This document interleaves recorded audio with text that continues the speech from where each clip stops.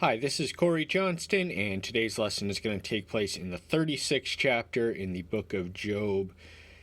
This is the fourth and final speech from Elihu, a younger spectator observer who is deferential to his elders, and let these men of wisdom say their piece until there's a sustained silence and he breaks in. The silence is killing him because he's a man with pent-up words. He's an observant, attentive, diligent listener, and his analysis of their contents he's rather adept at analysis. And he doesn't, in the first of these speeches begins in the 32nd chapter, ends in the 33rd. He does two things. He addresses Job's three misleadingly named comforters and then Job himself. So he does not have a personal prejudice or partiality in the debate. There's nothing personal. He does not sink to the mud in the gutter as do these other three older, wiser men by scurrilously hurling libelous accusations against Job for being a secret sinner that none of them can prove. So the nature of his wrath against them is that their inability to answer him was an assault on God, and Job declared himself righteous, but at the expense of God. So he was the only person he was partial to was God. So we should commend him for his impartiality. And he does speak, probably arguably the wisest wisdom. Job's thinking is somewhat clouded by the overwhelming pain that he is in. But that's a debate that's not necessarily here or there. So the second speech occurs in the 34th. He continues it against Job. He's trying to give him closure, trying to make him give some clarity as to why it happened. And he doesn't say that he sinned because of the fact. He said he sinned after the fact. So Job did not suffer in his sin, but he sinned in his suffering.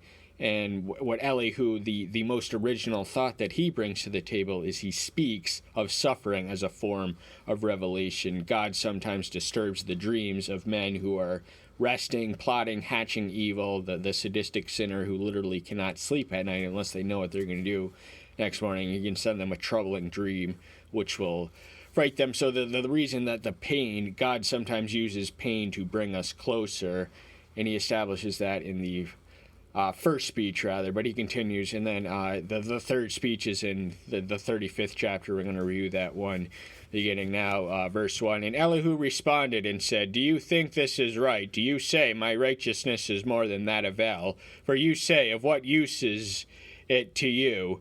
What do I gain more than if I had sinned? Let me answer you and your friends with you." In the second verse, he recites a question, even though there's two question marks. There's really only one question. He wants to know, does he think that it is right to claim to be more righteous than El? This is not something Job quite said, but he did imply that there was some element of injustice in him because he had been a just man, and all this injustice suddenly afflict him. Ergo, since God is responsible, he is the sovereign one.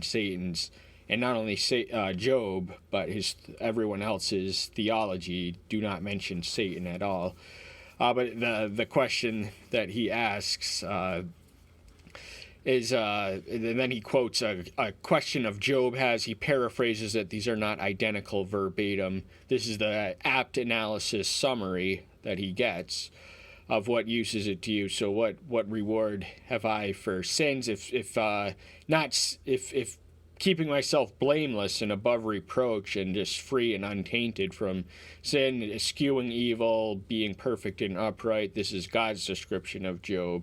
What had it brought him? What had it got him? Because suddenly he lost it all in the twinkle of an eye, his health, his wealth, his family. So that's why he questions. But Elihu assures him he has a brash confidence that he is able to give wisdom, and he has wisdom, and he's able to communicate it effectively. So he is somewhat egotistical for his youth, but at least he's honest, and at least he doesn't have a personal vendetta. He's actually trying to give Job the closure rather than hurl at him these implicit and sometimes explicit allegations of his own wickedness. Verse 7, if you are righteous, what do you give him, or what does he receive from your hand? Your wickedness is for a man like yourself, and your righteousness for a son of man. He is an already perfect being, and as such, when we sin, we bring no injury to him. We do offend him, but we cannot diminish, degrade, or just make him anything less than he is, and not always has been at any given point in time. That's just he does grieve at our sins, but he is not diminished. His righteousness is compromised, because when he grieves, that means he is righteous to do so. But there is an element of individual accountability and responsibility in the 8th verse. Every man is liable for his own sin and accountable for their own righteousness. And this springs to mind the 18th chapter of Ezekiel. For more on that, we're gonna get going. Verse 13. Only it is false that El does not hear, and that El Shaddai pays no attention to it. This was Job's most persistent, frequent, and fervent prayer. He longed above all else for an audience where he could be judged and vindicated. He was confident that he was innocent of any sin, so he didn't care about the restoration of his fortunes. All he cared about was his standing with God. Let these men know that I did not sin. But in fact, El Shaddai, he is not at our beck and call. But him and the angels, these invisible beings, were attentively watching from heaven. So he saw everything, he heard every word, and eventually he does vindicate Job, but claims that he spoke in ignorance, and he's correct to do so, and says that the other three guys, they were just way off. But he doesn't criticize or even mention or reference the words of Elihu. Where were we? Although you say you do not see him, yet justice is before him, and you wait for him. And now it is it for naught that his displeasure has come, yet he has not taken note of extreme arrogance. So there is a purpose to the pain and the agony that Job was somehow missing. He was not thinking of it as a form of revelation. Elihu was telling him that God was present in his pains. Job felt that he was absent and abandoned and forsaken by the one whom he had always been a friend with. So he couldn't understand quite why he was going through what he was going through. But Elihu does assure him that he is present at all times. He is an omnipresent being. So wherever we are, he is there also. He is literally as close as the mention of his name. So Job opens his mouth in vain, and he increases words without knowledge. One of the classy things about Elihu is he does not attack the arguer. He always attacks the argument. So he's not saying that Job is a vain person. He's certainly not conceited or just has this inflated egotistical estimation of himself. But he's saying that his words, he's opening his mouth and speaking for no apparent purpose, and he's speaking out of ignorance. So he's not calling Job ignorant or vain. He's just calling his arguments that. 36th chapter, first verse, lesson itself. Then Elihu continued and said, so the mention of Elihu is where we mark the speeches. So this 6th chapter tirade consists of 4 speeches where he's introduced in the chapter. So he just moves on from the front to the next, and we have no reference to the chronological intervals of that which transpired between each chapter. But that's just something we have to accept by faith and just soak in all the words because they are inspired. It doesn't matter if they said these things one after another immediately. Bear with me a little and let me show you there is still more to say for Eloah. That's a fancy and classy way of saying you ain't seen nothing yet. I have so much more wisdom at my disposal. Just you wait. Just stick around and you will be filled and you will be satisfied. I got more nuggets coming from where this comes from. Elihu is a brash young man and he suffers from no deficiency in confidence, but he does... there is a human element involved in any argument, and the egos and the sin of self-righteousness become apparent from the outside looking in, but when you're actually in the motion of the argument, you're not attentive to, this is one of the sneaky ways of sin, where sin sneaks in, rears its ugly head when we engage in argument. I bring my knowledge from afar and ascribe righteousness to my Maker. So he's claiming to be heavenly inspired. His wisdom is derived from divinity himself. That's what he means by afar. He means above and beyond and just transcendent. This is not knowledge of the earth or knowledge of the world. This is knowledge from on high and afar. And he is adamantly insistent in the righteousness and blamelessness of his maker, and he considered an egregious form of a blasphemy that Job would even accuse him of having any element of injustice in him. And Job's problem was he didn't know that Satan was the one who gave this. He ascribed everything to God, and God did allow it to happen, but it was for a wise purpose beyond anyone who was in searing amount of pain, immediate ability to recognize or intuit. For truly my words are not false. The one perfect in knowledge is with you.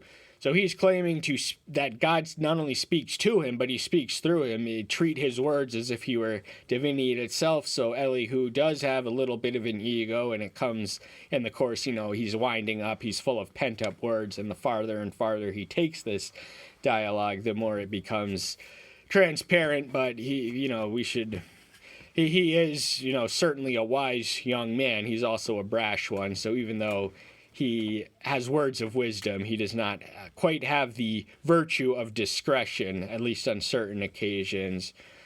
So to this point, he has not shown any of this wisdom. He has just introduced and inflated it. He's just building it up, and the nuggets are going to be dropped soon.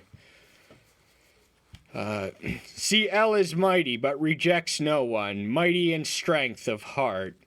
El is mighty. He is an omnipotent being. That's the attribute of infinite or unlimited strength. So mighty is an understatement.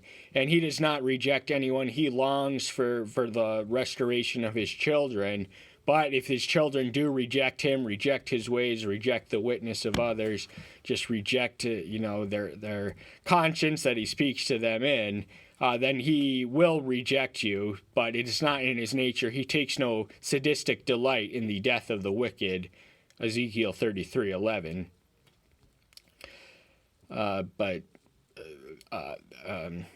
Just his heart and his faithfulness are so above and beyond us, so utterly transcendent, that mighty in strength is almost an understatement, but we shouldn't fault him for using words to describe that which words cannot convey. He does not keep the wicked alive, but gives justice to the oppressed ones. So even though the fact of oppression is an example of human injustice, the oppressed, most of them have no realistic relief or outlet or resources to alleviate their oppression, but they do have a friend and powerful ally in the sky. But those who do the oppressing, they're not going to live forever, and lack of longevity of life would have been considered a curse of all curse. The blessing in the ancient world was to live to a ripe young age, and there is no greater joy than giving than to be a Jewish grandfather. But Job and his friends are not quite Jewish. They are patriarchal contemporaries. Nevertheless, they are reflective of the religion of Israel. Much of this sounds like it comes straight from Deuteronomy or the book of Proverbs. He does not withdraw his eyes from the righteous, and kings on the throne, and seats them forever, and they are exalted. He watches all and he knows all, so everything that the righteous do, he is taking note of, and it is registering in his omniscient mind. Every act of wickedness, conversely, also registers there. So nothing escapes the notice of an omniscient being.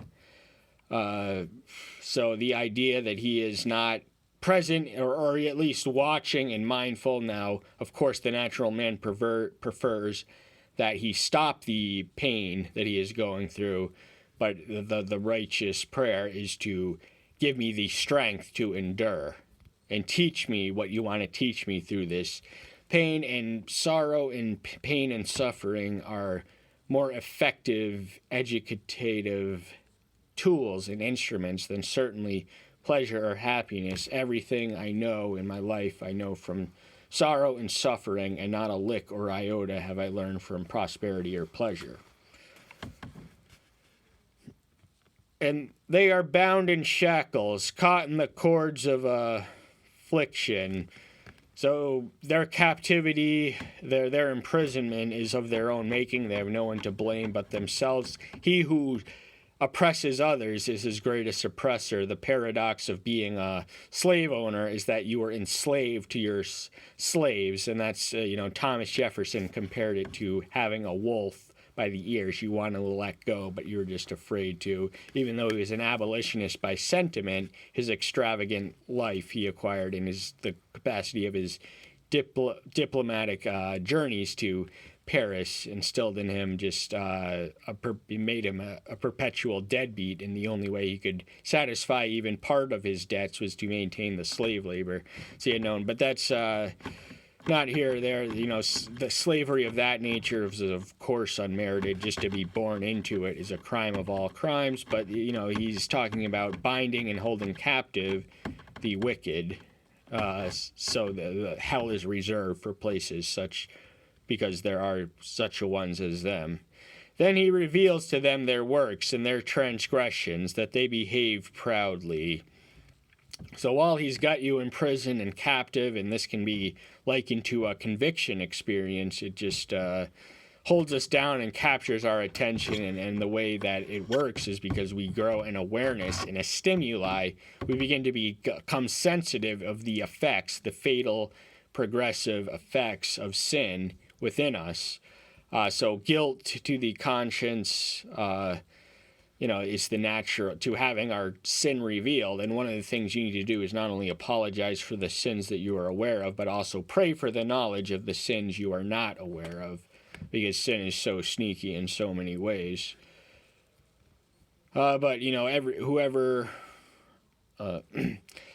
behaves proudly, pride is one of the 7 deadly sins. So sin does have fatal effects. He's not speaking completely with hyperbole. It's because of sin that we have that death rears its ugly head as the universal, inescapable lot of life. Of course, if Adam and Eve never ate the apple, we would never be there. They would have never procreated. And he opens their ear for discipline and commands that they turn back from wickedness. So the whole purpose of suffering is that he may speak to us through our pain, that people may turn to him after every the pain that they invite through their own sinful lifestyles can, once it catches up to them, it can stimulate a repentance and a regeneration in such a wicked one. No sinner is too wicked to be beyond redemption, beyond renewal. So there is purpose to your pain. There is punitive, there is redemptive healing, and also educative value in the process of pain and suffering, to reiterate once more. And there's also a form of revelation, as he makes known brilliantly and insightfully, Elihu that is, in the 33rd chapter. If they obey and serve, they complete their days in goodness and their years in pleasantness. This is reflective of the covenantal system of rewards for obedience and consequences for lack thereof. So in the old covenant economy, one would be blessed and rewarded in a proportion to righteousness. So when Israel came to the worship of Baal during the reign of wicked King Ahab, and there was a drought, they had the covenantal curses prescribed, yet most of Israel followed the king and just succumbed to this detestable practice, and they had no one to blame but themselves. Obedience is always connected to blessedness. The meaning of life, in the conclusion of the author of Ecclesiastes, Solomon, is found in obedience and not wisdom. A part of us would like to know things that are beyond our power to know, or capacity to know, or perhaps were never even meant for us to know. But the ultimately spiritually most satisfying state is the state of obedience. obeying what we do know. So he doesn't tell us everything we'd like to know, but we have everything we need to know in this book. And to die without knowledge, so to make it through... Oh, wait, we haven't read that. But if they do not obey, they perish by the sword and die without knowledge. So by the opposite inverse consequences, there are definitely fatal consequences to disobedience. Perishing by the sword is an unpleasant death. Everyone dreams to die a painless death in their sleep in a ripe old age, but to be cut down in the prime of life by just hostile human beings, perish by the sword, just to die in open field, even though you're not, if you're just an innocent casualty in a besieged city. But the crime of all crimes is to make it through life to die without knowledge. That basically means you failed at life. There's no kinder, gentler way to put it. If you are not, you're missing out on the meaning of life if you live without knowledge, and especially if you die without it. But the defiled ones in heart become enraged. Let them not cry for help when he binds them. So there should be no rescue nor relief for the cries of the ones who come to an awareness of their sin and its consequences and maybe would think twice about doing it now before it was too late. So of course they're going to be mad, and they have it is a sin to be angry in itself, according to the Savior's exalted, lofty exaltation of the laws of Moses in the Sermon of the Mount. He makes the attitude the moral equivalent of the action. So he says, if you even harbor anger in your heart, you are guilty of murder. It's the same thing in his exaltation of that principle. But there is rescue and relief for the saints, but there is no rescue and relief for the sinners, the ones who live in sin and die in sin. Their soul dies in youth, and their life among the male prostitutes.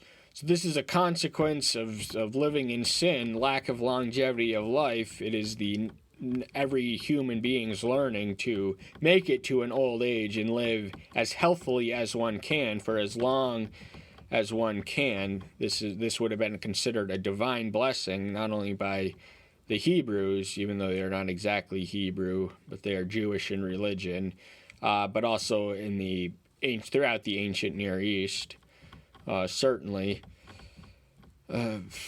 But to die among the male prostitutes, male prostitute has implicitly homosexual connotations, and avoid these people like the plague, according to the scripture. To die, to live your life surrounded by sodomizers is a certain path to your own self-destruction. Let's just put it that way. He rescues the afflicted ones in his affliction and opens their ears in oppression. So the ones who are afflicted for no good reason, certainly Job was in that boat and in that category. He was he was afflicted. He did nothing to provoke it, certainly nothing to deserve it. This was not the overlap and interchange of his own. He did not anger the Sabaean raiders who stole his animals and killed his employees, and he certainly didn't provoke the wind, which collapsed the structure, and he did nothing which housed his children, but he did nothing to deserve or provoke the terrible, ugly skin boils that were on his body head to toe. Nevertheless, that was his lot in life. But the good thing is he's going to have his answer. He's going to have his audience and request answered. But the best things in life are worth waiting for. So Job survives as a model of endurance in James 5:11. That's all the time we have for today. This chapter could be divided up until the 20th chapter, because what happens after 22 through 33, it stops being about Job, and he just reminds Job of God. So everything henceforth, and actually in the second verse of the 32nd chapter, the listen in the Hebrew original, in fact, has plural connotations, so he's no longer speaking to Job alone, and it might even be the author of Job's input, because there's no personal reference to Job or anyone else. It's about God from henceforth, and he does give a fitting conclusion to the human dialogue, just looking up to the greatness of God, and then the greatness of God is going to descend in all its glory and all its splendor and all its majesty in the form of a whirlwind, and decisively settle this contest, this war of wits, this debate and dialogue, struggling to make sense of seemingly selfless suffering. That's all the time we have for today. Thank you so much. I'm so glad you're here. Stay tuned until next time. I'll see you then. Bye-bye.